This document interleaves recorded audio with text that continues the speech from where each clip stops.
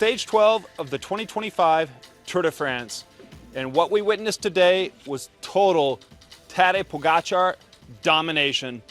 Up here at the Hautacam, Tadej riding away for nearly all of the 13 kilometers uphill to take a solo victory.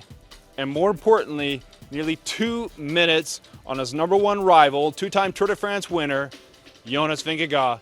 Riding like this today in the rainbow jersey, picking up the yellow jersey from Ben Healy at the end of the day, Tadej Pogacar is riding his way to a fourth Tour de France title. It didn't come easily. We had a group of 48 riders up the road kicking off today, a massive group with a big climb and then a descent and another little climb before we got to this Hautacam, the Soel climb.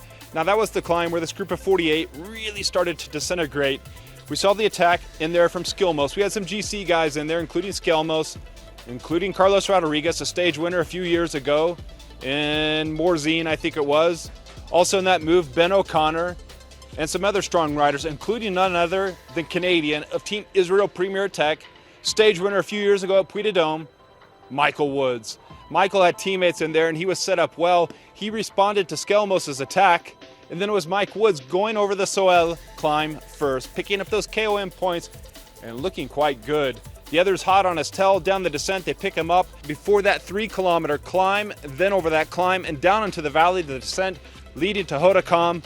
And that's where everything would come together. Everything would come together except for Bruno Amarai. He was still up the road, fighting only the way a French can on home roads at the Tour de France when President Macron is here at the race. In fact, his VIP helicopter, his presidential helicopter, is parked right over here. Maybe we'll hear it take off. But today, the president of the race, the commander-in-chief, well, it's Tadej Pogacar, and we witnessed the show on the Hautacam. Already there were signs of weaknesses from the riders. Remember, we've had 11 hard days of racing to get here to the Pyrenees, up at around 1,500 meters.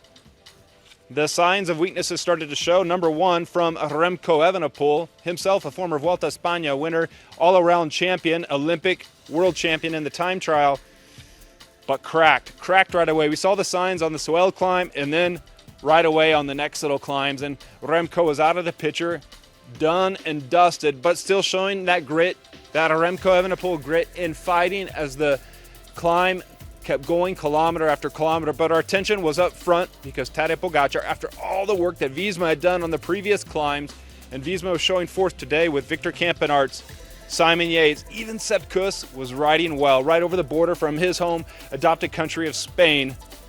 Signs of weaknesses also, in addition to Remco Evenepoel, was American Matteo Jorgensen. Matteo just didn't look good all day and wasn't that main man, that secondary threat that we'd hoped he would be for Vingegaard when it come time to face Tadej Pogacar. Instead, it was left to Tadej Pogacar to take on two-time Tour de France winner Jonas Vingegaard, and Vingegaard to do it on his own. And when it came down to it, it was UAE that led into that base.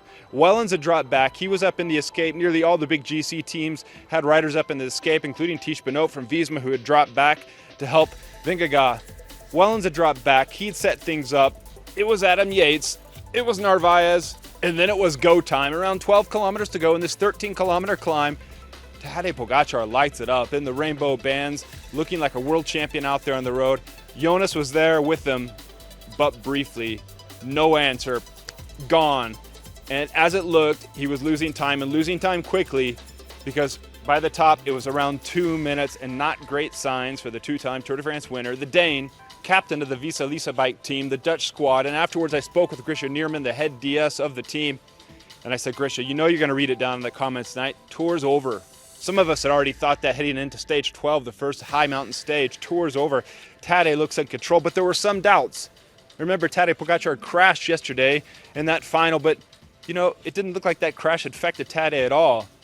Same way as we saw earlier this year in Strade Bianche with Tom Pitcock and Tadej Pogacar, and Tadej just picks himself up and keeps going like the Energizer Bunny.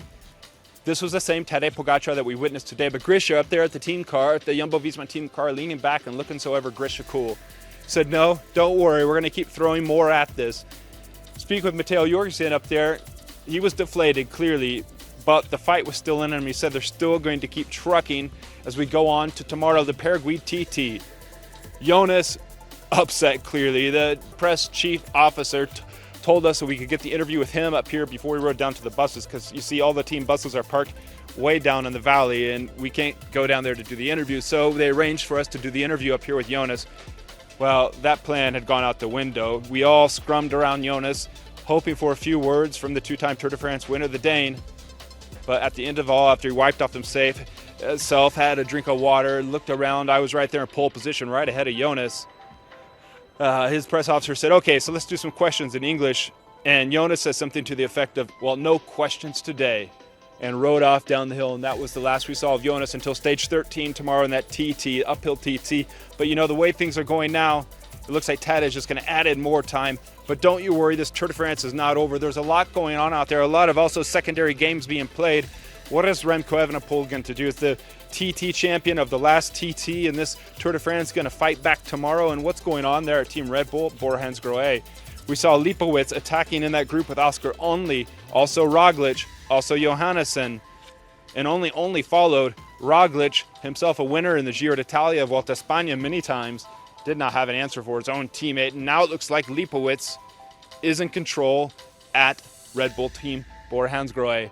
A lot's going to be fought out on the roads in these coming days. By any means, this Tour de France is not over, and Tadej Pogacar is surely going to give us a show as we roll ahead tomorrow into the Paraguay TT.